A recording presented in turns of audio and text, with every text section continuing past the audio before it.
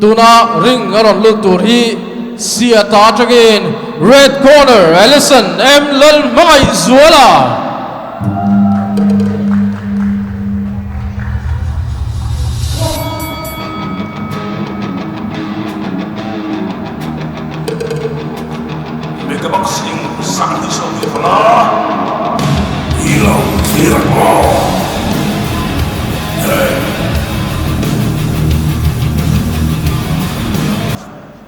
Alison atumpui tur tunaring aron lutur hi Seal Hawk boxer. Blue corner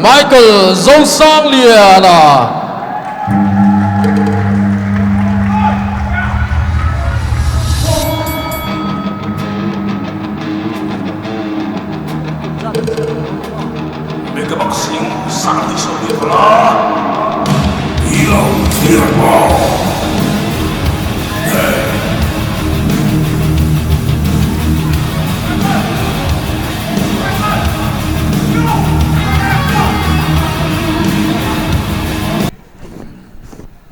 Michael Zosangliana Seal Hawk khua ania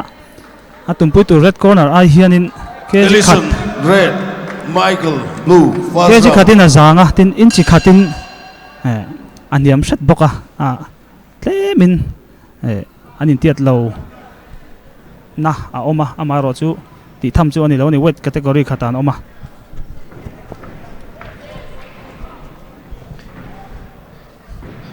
ni ke somli pasari tang ke somngai kar ke thau khan lani ani po hi south po ve ve an nia ton rom chu south po boxer vei mang thiam zo kha kan an ron thanem riau maya kumdang zong ain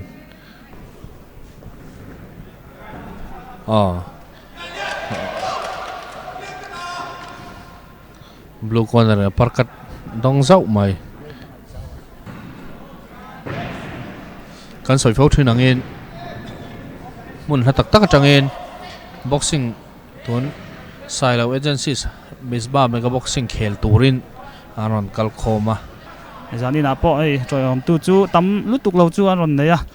chaklo ani chuan lepeka chuan ron thatura ngai taila tin siata lampang tepo chakani chuan kan beisei sang viau ani first round zawa Round 2. Hey, Michael hit district level kan hanti takna tui chang ral kan hanti po kimi tui chang chak khi anita zau deu mai nia veng khata berni po hara Alison na body hi thakop maya kuthak po hi anat mel viawa pek fu pejoni nai ari deu thop thopa akung lama po alo u deu sot jok nge boka antel tira changa mi chin chi anga lan ni ti kha chiang reng me dei zani na po langa atumpui pa lo tha ve em me ya du thu sam chuan ati thei big lawa amai ro chu ko ram top lama in hai nek bian bian a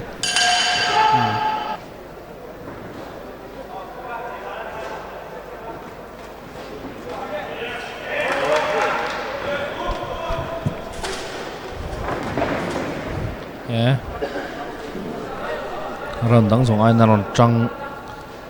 viawa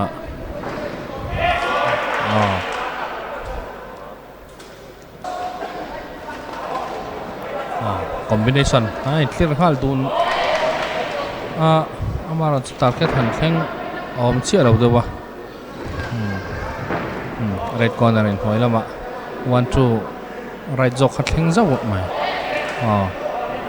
kan soi tongin kuchwa ka tami chan thleng tok pot tama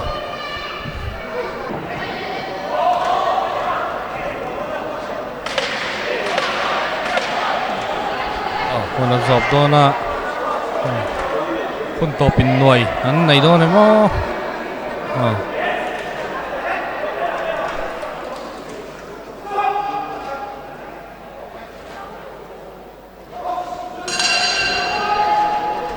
kona top ta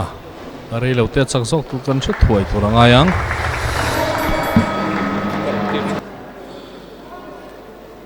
Silo agencies mesba mega boxing sang ni somni pangazan som palin about Zosangliana in nek murom tak kanen zole ta kan boxer dan vai khat kutin beng lok te Bout Zosangliana in neck kanin zota ka judge the point pek da chuting ini. Judge number 1, 30-27.